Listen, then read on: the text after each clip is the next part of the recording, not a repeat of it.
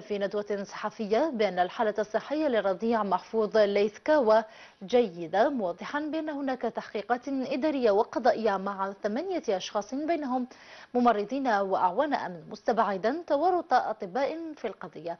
التغطية لسفيان بوعان. الطفل في صحة جيدة الحمد لله، هذا سي ان بوان امبورطون. faut savoir ثاني باللي يفو دي زاناليز اديان كوم فو سافي، فيها تحقيقات. كانت 8 وصلوا 8. فعلا حنا ما تنساش كاين تحقيق اداري وتحقيق جزائي، نتفاهموا ما نخلطوش بين الخطا المهني وبين الخطا الجزائي باش نتفاهموا صحيت. حنا عندنا تحقيق اداري نديروا فيه ومازلنا ثاني نباشروا فيه. كاينين باراميديكو يعني ممرضين وممرضات، وكاينين فيهم لي زوبي، كاين اجون سيكيورتي، فيهم عده اصناف. مازالت يقدر يكون في هذه، بس حتى لدرك ما كانش بصح حنا مازلنا نحققوا في القضيه، فيقدر يكونوا فيها طب. هذا درك ما نقدرش نزيد 8 في التحقيق. من جهته كشف مدير الصحة لولاية قسنطينة عزوز عسايسي في ندوة صحفية بأنه سيتم تنظيم زيارات وتنصيب كاميرات مراقبة في المستشفى لمنع حدوث مثل هذه الاختطافات. تركيب على مستوى جميع المؤسسات والمصالح حسب المراحل، كل ما هو كاميرات للمراقبة اللي راح نطور به أولا المراقبة نتاع كل الدخول والخروج، وثانيا أيضا ندخلوا في إطار التنظيم، تنظيم حتى الزيارات أيضا يجب أن تقل. كما كشف لطفي بوجمع وكيل الجمهورية لدى محكمة الزيادية بقسنطينة أنه تم توقيف عدة أشخاص هم الآن محل تحقيق لتورطهم في عملية اختطاف الطفل الرضيع ليثكاوا قبل أسابيع قليلة. وكيل الجمهورية لدى محكمة الزيادية لطفي بوجمع أكد أن وزير العدل الطيب لوح تابع شخصيا هذه القضية، مؤكدا أن الجهود التي بذلت من قبل الشرطة القضائية أفضت إلى تحديد مكان تواجد الطفل المختطف من مستشفى قسنطينة ببلدية ملوز في سكيكدا. عبد الجليل الحنديس وهشام طلبي رصد تالي.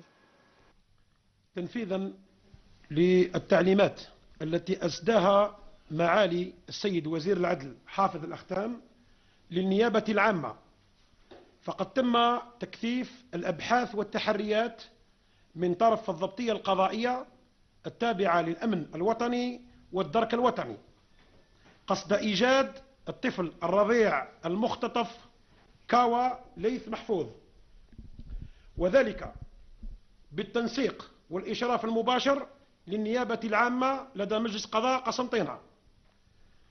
وأن معالي السيد وزير العدل حافظ الأختام يتابع عن كثب وقرب واهتمام بالغ للتحقيقات الأولية أولا بأول، وبناء على معلومات وردت إلى نيابة الجمهورية بمحكمة قسنطينة مفادها تواجد الطفل الرضيع المختطف بمدينة مجاورة لولاية قسنطينة. وبعد التأكد من صحة وصدقية هذه المعلومة، فقد أمرت نيابة الجمهورية بقسنطينة الشرطة القضائية بتمديد الاختصاص للانتقال وتفتيش المسكن المشتبه فيه. وقد كللت العملية بالعثور على الرضيع المختطف كاوا ليث محفوظ بداخل السكن المذكور، وقد تم استرجاعه إلى مدينة قسنطينة، إخضاعه إلى كل الفحوص الطبية بصفة احترازية. وعلى إثر ذلك فقد تم توقيف بعض المتورطين في هذه العملية، وأن التحقيق الابتدائي متواصل بكل حزم وجدية تحت الإشراف المباشر للنيابة قصد توقيف كل من ساهم أو شارك أو تواطأ سواء بصفة مباشرة أو غير مباشرة لكي ينال جزاؤه وعقابه من طرف العدالة طبقا للقانون. إن الوصول إلى هذه النتيجة ما كان ليتم لولا التعليمات الصارمة التي أسداها معالي السيد وزير العدل حافظ الأختام، وتضافر جهود الجميع من النيابة والضبطية القضائية المختلفة سواء الشرطة التابعة للأمن الولائي أو الدرك الوطني الذين استغلوا كل المعلومات المتوافرة بكل جدية وحزم وكلل عملهم بالنجاح، وبذلك فقد أدخلوا الفرحة والبهجة على أهل الضحية ولا سيما والديه. وشكرا.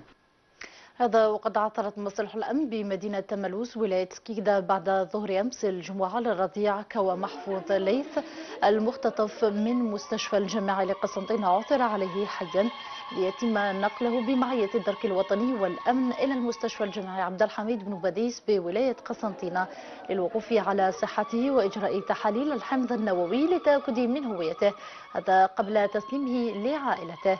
وحسب مصادر النهار دائما فقد عثر على ليث لدى امرأة في العقد الثالث من عمرها تعمل بالمحافظة العقارية لتملوس، وهي قيد التحقيق مع النائب العام، ويعتبر زوجها المغترب في العقد الخامس من العمر والمتهم الرئيسي في الاختطاف، وهو في حالة فرار لترجح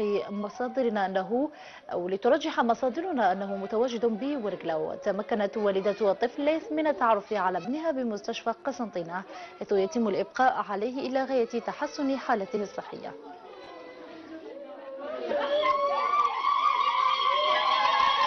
شوفش مليح منه بكى بزاف ويطلب في ربي وقال له يا ربي كون معايا، وكان معاه الله تعالى ويكثر خيركم انتم ثاني عاونتينا فوق الحق.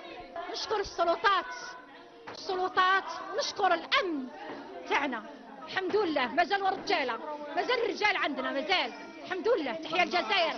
نشكر ربي كيما جابوا لي عمي، نشكر ربي سما ربي ما يبغي حتى جو صابور عليها، ربي جابونا دينا حنا الفرحة السيزيام جاتنا بعد اليوم، جانا السيزيام جانا الطفل عليها كتبنا، ربي نفرحوا بالسيزيام كيما جي حنا وعليها بركة سما فرحانين لي. وكان لوالدة الرضيع ليث كوا التدخل عبر الهاتف في نشرتنا السابقة، وتحدثت عن حالة ابنها بعد العثور عليه. والله ما على بالي كلش، الحمد لله ما عندي حتى حاجة، ما عندي اسمح سيدي تفيل تما هنايا بس في السنترال، ما على باليش اصلا يجيبوه، هاو مليح ولاباس عليه وبصحة جيدة.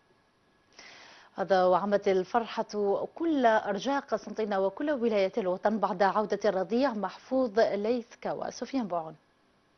تملك الرعب الصغار والكبار في ولاية قسنطينة والجزائر عموما، خاصة بعد حادثة اختطاف الرضيع ليث محفوظ كاوا مباشرة عقب ولادته قبل استرجاعه بفضل مصالح الأمن والدرك والقضاء. ندخل ما نشوف حتى حاجة تفرحني، لأني لما تبكي الولاد يبكيو ما نقدرش نعبر لك كيفاش، والله لا نقدر كيفاش نعبر لك يا ابني، لأن هنا في واحد الشيء يعني شوف عقبنا هذا الايام هذو يعني اكثر من السجن، واعطانا ربي صبر ايوب. انا نطلب في ربي في كل صلاه نقول له يا ربي اعطيني صبر ايوب، يا ربي اعطيني صبر ايوب. كنا قاعدين في الدار هيك شويه لقاو في الخبر في التلفزيون قال لك العثور على ابن الرضيع ليث. حنا واش اللي درنا؟ الحاجه الاولى جينا الساعه للدار نتاكدوا اسكو صح ولا ماشي صح. قال لك تفلوا في الكوميساريه. رحنا للكوميساريه هنا واحد النص ساعه جابوه الحمد لله يا ربي. انتهت حالة السسبانس في حي بن شرقي بقسنطينة، وعمت الأفراح بعودة الليث، ووضع المستشفى الجامعي ترتيبات حصرية بمصلحة الولادة. الزيارات أيضا يجب أن تقلص، وفي هذا المجال راح نقوم بعمل كبير مع المواطنين على مستوى المصالح، لتبقى إرادة الجزائريين شعبا ودولة في إعادة البسمة للمواطنين مفخرة الجميع. والحمد لله على عودته سالما إلى حضن والديه. ختام الموجز، شكرا لكم والسلام عليكم.